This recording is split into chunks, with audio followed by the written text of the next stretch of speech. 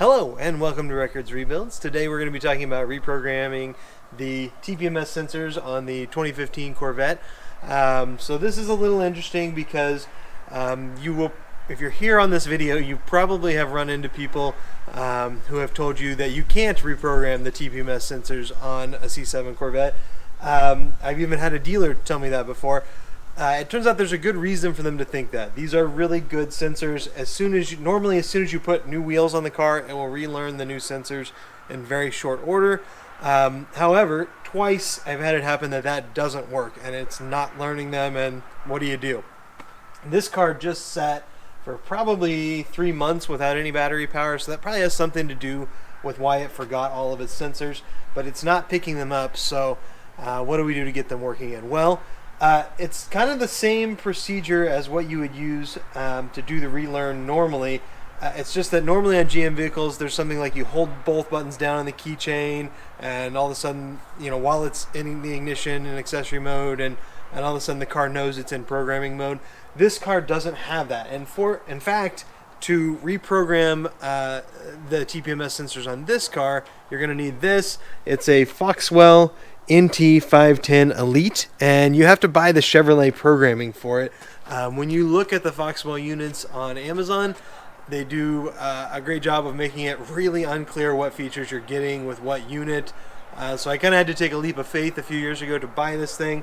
It's about $150, and it actually, this unit comes with all the programming on it that will let you program anything that General Motors can program at their dealerships. So it's a really good tool. $150 is a lot to use on this TPMS system, but it also lets me relearn the wheel position sensor within the car. So that's great, and I promise it'll be well worth it if you own the car for very much time at all. But yeah, so let's get started with learning these TPMS sensors. The only other tool we're going to need here is some sort of a generic General Motors tire programming tool. You can get these for like $12 or less on Amazon. It's really useful to have for any GM car. It allows you to do a very easy reprogram for any other GM vehicle. Like the Solstice, it takes like 5 seconds. So the first thing we're going to do is plug our Foxconn unit down into the OBD port down here.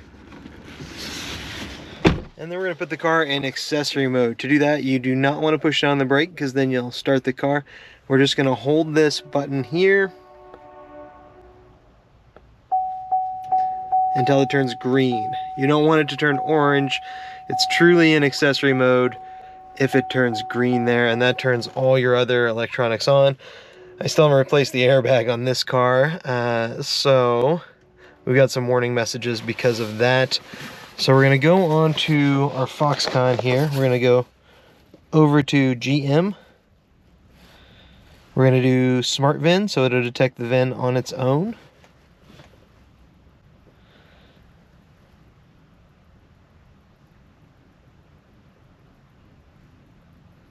And then we're going to hit yes when we see that we like the information it's got there. Then instead of quick scan, we're going to select control modules. And then we're going to go down to body control module here. We're going to select that it is a coupe. And it's going to take a little while to load here.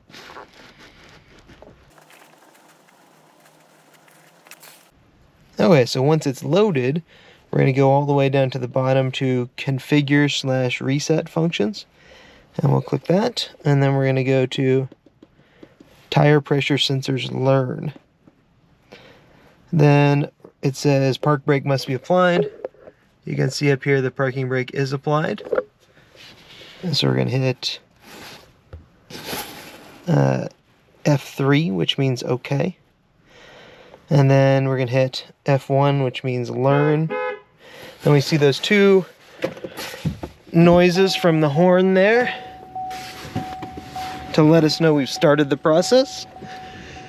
We're going to come out here. We're going to see that this light is lit up for the left front wheel. And we're going to send our signal here. So we got a signal from the left front. We see that the light's lit for the passenger side front now, and we'll give a signal here. So we got a signal there. Then we're gonna see that our right tail light is on, our passenger side tail light. We're gonna give a signal here. Got that one. And then now we're on to the last one that's lit up. And we'll give a signal right here.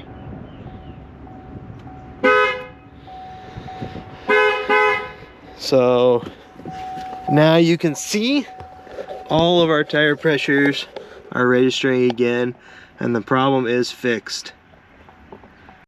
Okay, so hopefully your TPMS sensors install automatically when you install the wheels, but if they don't, there's the procedure that you need to go through. If you like this video, please consider liking and subscribing, and if you click on the box on the right, it'll lead you to a playlist with all of our other 2015 Corvette rebuild videos. Thanks for watching.